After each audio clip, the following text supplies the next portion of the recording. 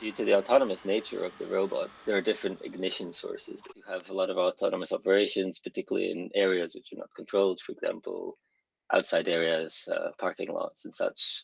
Sometimes there are fire hazards there that need to be addressed.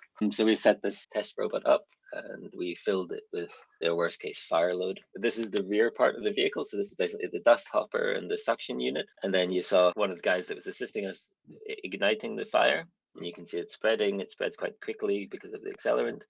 And if you look at the top, you can see that the fans are operating in this. So this is really a worst case. The system operates entirely in a self-contained automatic manner. If everything else on the robot would stop working, this will still work. And basically what happens is when the temperature in the protected areas reaches a certain set point, this fire suppression system, it will release the refrigerant gas. Right now you can see the activation.